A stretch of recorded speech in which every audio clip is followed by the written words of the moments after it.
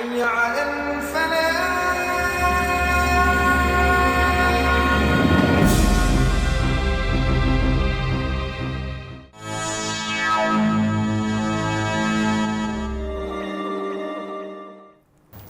Assalamualaikum warahmatullahi wabarakatuh. Alhamdulillah berkat rahmat Allah Subhanahu wa taala kita bertemu lagi dalam acara Front Talk Show bersama saya Ratono Effendi. Saat ini kita kedatangan tamu dari Badan Anti Teror Front, yaitu Bang Ilham. Apa kabar Bang Ilham? Baik, alhamdulillah. Untuk saat ini kita akan membicarakan tentang BAT atau Badan Anti Teror Front. Apa arti dari BAT itu sendiri Bang Ilham? Baik.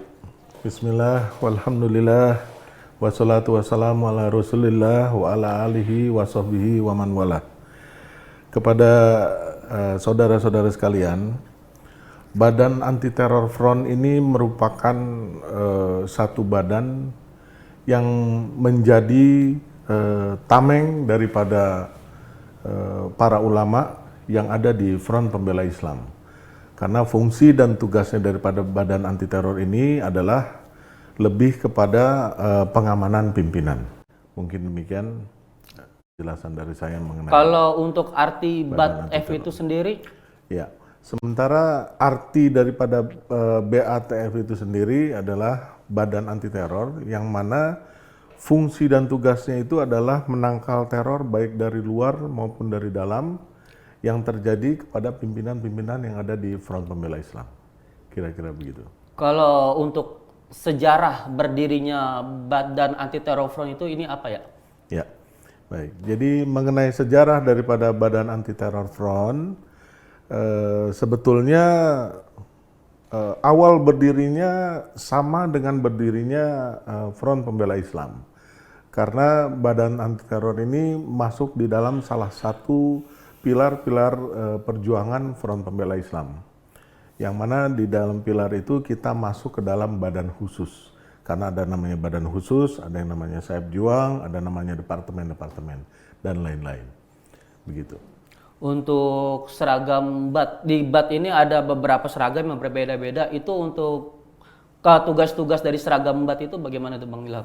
Ya, jadi memang di dalam masalah seragam, Badan Anti Teror ini ada 3 seragam yang memang khusus digunakan, yaitu satu pakaian jas, satu style jas, kemudian batik seperti yang saya gunakan sekarang, dan juga ada satu taktikal hitam, yang memang fungsi tugasnya lebih ke lapangan dalam arti berat ya. Adapun mengenai batik atau jas, batik kita masih bisa gunakan di mana acara-acara yang digunakan ini seperti tablik akbar yang masih bentuknya ada outdoornya. Sementara kalau untuk jas ini lebih formal lagi, jadi di mana acara-acara yang seperti istimewa ulama dan lain-lain yang posisinya juga ada di indoor, kira-kira begitu. Kalau di BAT itu bagaimana dengan pembagian tugas struktur dari BAT sendiri? Iya. Jadi di dalam Badan Anti Teror kita memiliki struktur yang mana divisi-divisi kita ini ada beberapa, yaitu kita punya divisi pengawalan, divisi pengamanan, dan yang satu lagi ini fungsi protokoler, gitu. Jadi di dalam fungsi pengamanan itu sendiri, kenapa kita pisahkan dengan antara pengawalan dan pengamanan? Karena memang 2 fungsi yang berbeda. Jadi nggak bisa yang namanya pengamanan dan pengawalan, karena pengawalan ini kan sifatnya dia melekat. Jadi ini lebih moving. Sementara kalau untuk pengamanan ini dia sifatnya lebih statis. Jadi seperti contohnya menjaga atau mengamankan aset-aset daripada pimpinan-pimpinan kita. Contoh pondok pesantrennya, atau mungkin tempat usahanya, atau mungkin juga majelis-majelisnya, begitu. Jadi antara pengawalan dan pengamanan ini kita pisah, begitu kira-kira. Kalau untuk anggota BAT dari DPC, DPW, DPD dan seluruh Indonesia itu ada berapa untuk saat ini? Iya, dari 35 provinsi yang ada, 33 provinsi, BAT ini sudah ada di 19 provinsi. Yang mana alhamdulillah dalam 19 provinsi ini ada satu DPW-nya yang mencapai 16. Bahkan ada yang 27 seperti contohnya di Jawa Barat ada 27 DPW. Yang alhamdulillah BAT di Jawa Barat juga sudah penuh, artinya sudah lengkap di semua DPW-nya.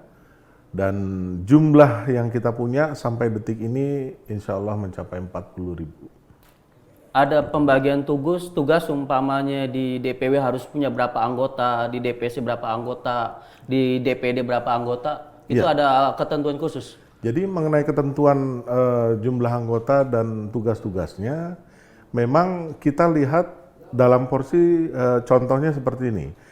Andai kata mereka melakukan tugas sehari-hari, otomatis mereka hanya melakukan tugas di mana pimpinan-pimpinan DPW atau pimpinan-pimpinan yang ada di DPD itu membutuhkan pengamanan daripada BAT. Artinya contoh dalam hal mungkin usaha keluarga atau mungkin lagi mau keluar dengan keluarga atau menjaga anak-anaknya, itu dalam tugas sehari-hari. Tapi di dalam tugas besarnya atau tugas pokoknya mungkin dari DPP ada yang datang ke DPW atau DPP datang ke DPD dalam acara tablik, dalam acara dakwah dan lain-lain, atau mungkin acara nikah yang dimana di dalam diselipkan tausiah dan lain-lain. Baik sahabat muslim, masih banyak yang akan kita tanyakan kepada Bang Ilham seputar Badan Anti Teror Front di segmen kedua.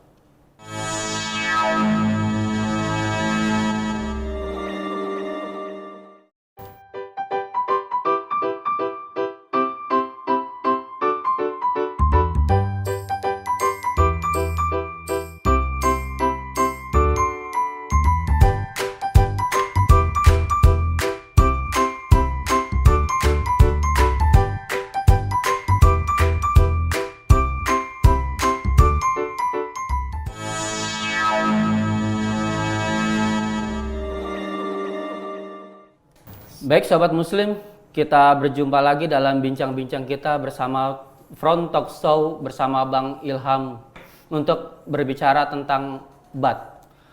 Bang Ilham, untuk pertanyaan kedua kita mempertanyakan bagaimana pengawalan BAT terhadap ulama. Baik, pengawalan BAT terhadap ulama sifatnya melekat dan dalam hal ini kadang-kadang kita bisa bertindak sebagaimana mestinya seorang asisten atau bertindak juga mungkin kadang-kadang sebagai bodyguard atau juga kadang-kadang kita terlihat sekali kita ini bukan seperti asisten atau bodyguard tapi lebih kepada asisten rumah tangga. Karena banyak beberapa hal di dalam tugas kita ini menyangkut hal-hal pribadi, seperti contoh harus pergi kemana, mau makan apa, dan segala macamnya. Ya, jadi lebih bisa kita bilang protokoler di dalam keluarga ini memang kondisinya BAT yang mengaktifkan begitu kira-kira. Jadi kadang-kadang kita melekat, kadang-kadang kalau untuk pergi jalan otomatis kita melekat, baik kepada pimpinan maupun kepada keluarga. Kira-kira begitu. Kalau untuk pengawalan BAT terhadap ulama kan demikian. Lalu bagaimana tentang pengawalan BAT terhadap acara-acara tablik akbar atau panggung-panggung acara-acara keislaman? Untuk tugas dalam pembagian tugasnya bagaimana tuh Bang Ilham? Ya, baik. Jadi dari beberapa contoh kasus yang ada seperti 411, 212 dan lain-lain, atau mungkin di dalam acaranya GNPF yang merupakan satu kesatuan daripada ormas Islam dan umat Islam, biasanya BAT ini bertindak sebagai protokoler. Jadi kita yang menentukan nanti porsi untuk arah mana yang harus dituju oleh pimpinan maupun tamu-tamu baik dari ormas-ormas yang lain, atau kita menentukan nanti bagaimana posisi tempat makan, bagaimana posisi terbaik untuk mereka duduk di panggung dan lain-lain. Kira-kira pengaturan-pengaturan seperti itu sebagaimana halnya protokoler yang ada di jabatan-jabatan tertentu di instansi pemerintah, hampir sama seperti itu. Demikian kira-kira. Kalau di lapangan itu ada BAT, ada LPI, lalu bagaimana pembagian tugas atau perbedaan antara BAT dengan LPI itu sendiri di lapangan ataupun pengawalan terhadap ulama? Ini hal yang menarik ya. Artinya kami sama-sama di dalam satu organisasi yang mana mempunyai tugas yang hampir mirip, bahkan bisa dibilang sama. Artinya tidak ada bedanya. Yang mana sebetulnya perbedaan antara BAT dan LPI ini sangat jelas. Jadi BAT ini fungsinya jelas, dia mengawal daripada individu pimpinan daripada Front Pembela Islam. Sementara untuk LPI, dia itu tugasnya menjaga, mengamankan teritorial daripada tempat acara ataupun misalnya markas besar FPI atau mungkin rumah ketua FPI. Jadi teritorialnya yang dijaga. Sementara kalau BAT ini sifatnya lebih kepada individunya yang dijaga. Begitu kira-kira. Berarti ada perbedaan antara BAT dengan LPI dalam struktural pembagian tugasnya gitu ya Bang? Jelas. Makanya kenapa di dalam pilar-pilar perjuangan Front Pembela Islam jelas. BAT adanya di dalam pilar badan khusus. Sementara untuk Laskar Pembela Islam dia adanya di anak organisasi. Begitu kira-kira. Mungkin perlu dijelasin lagi sedikit tentang masalah, mungkin ada yang bertanya-tanya antara BAT atau BATF gitu kan. Ya. Itu gimana sinkron di seragam tertulis cuman BAT. Ya. Tapi untuk di pembicaraan Badan Anti Teror Front. Nah, itu untuk penjelasan ke publik gimana tuh antara BAT dengan BATF? Jadi kalau kita merunut kepada ADART daripada Front Pembela Islam itu sendiri, dulu bahkan BAT ini namanya bukan BAT, tapi BTF. A-nya kecil. Kalau kita merunut kepada ADART-nya Front Pembela Islam, dulu itu sempat disebut BTF. Ya, jadi A-nya nggak kelihatan, A-nya itu kecil, jadi BTF besar. Jadi Badan Anti Teror Front. Kemudian pada saat saya mendapatkan amanah di tahun 2013, sempat disebutkan bahwa ini merupakan Badan Anti Teror Front. Ya karena memang masing-masing Saif Juang, anak organisasi dan badan khusus semua kan menggunakan front.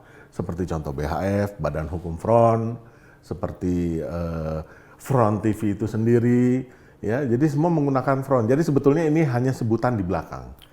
Ya, namun pada prinsip dasarnya yang ada di dalam ADART dikembalikan kepada ADART yang sudah direvisi, yaitu Badan Anti Teror.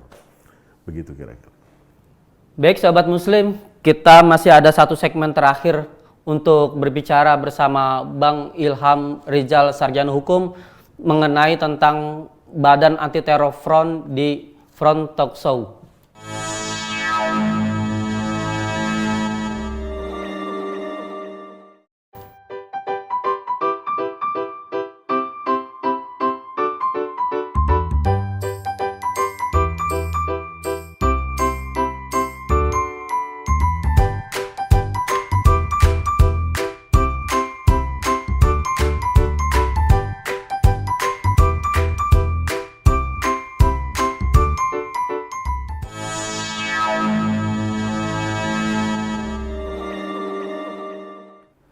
Baik sahabat muslim, kita berada di penghujung acara. Kita akan mempertanyakan tentang bagaimana suka duka BAT itu sendiri dalam pengawalan ulama dan pengawalan panggung ataupun di aksi-aksi Badan Anti Teror Front. Kita tanyakan aja langsung ke Bang Ilham. Bang Ilham, bagaimana tentang sejarah tentang pengawalan suka duka BAT di acara-acara dalam mengawal ulama? Seperti di dalam aksi, di panggung, dan lain-lain, ini sudah menjadi satu hal yang lumrah.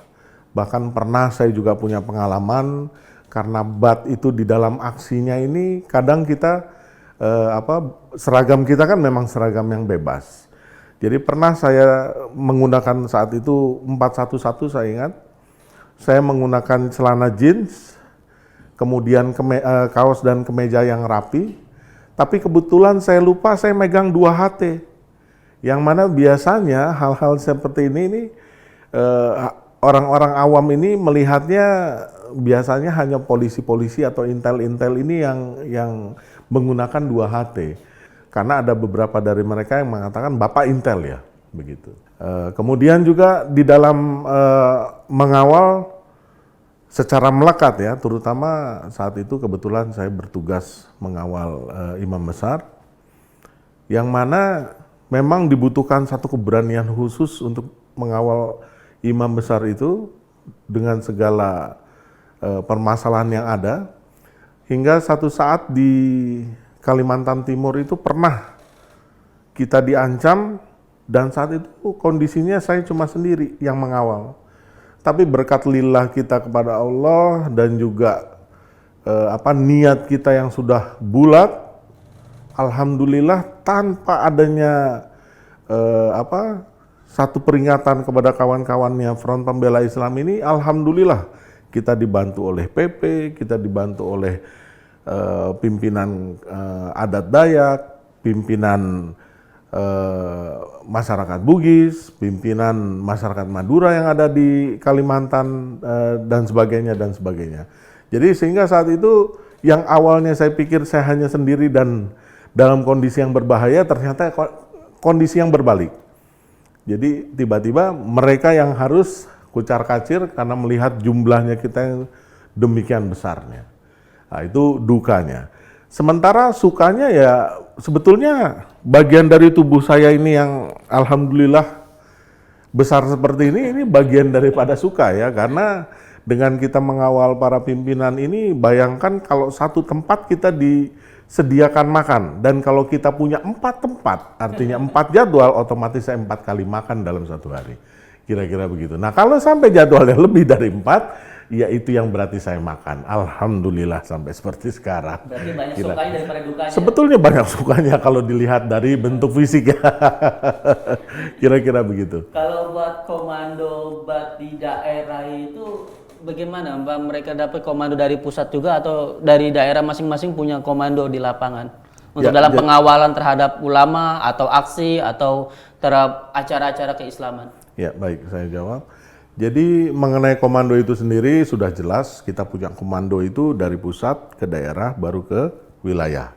Karena kita memang hanya ada 3 kepengurusan untuk badan anti teror, yaitu pusat, daerah, dan wilayah. Jadi andai kata ada satu hal yang memang datang dari pusat, otomatis daerah dulu yang akan menginformasikan kepada wilayah. Kemudian baru pusat hadir dan didampingi oleh daerah. Biasanya begitu, akan selalu bersinergi terus, kira-kira begitu. Alhamdulillah kita sudah ada di penghujung acara, dan terima kasih untuk Bang Ilham yang udah berkenan hadir di acara Front Talk Show. Alhamdulillah, terima kasih untuk para pemirsa yang sudah menyaksikan acara ini, dan kita akan berjumpa lagi di acara-acara talk show bersama berbagai narasumber yang berikutnya. Sekian dari saya, pembawa acara Ratono Effendi. Kita bertemu lagi dalam acara Front Talk Show berikutnya. Wassalamualaikum warahmatullahi wabarakatuh.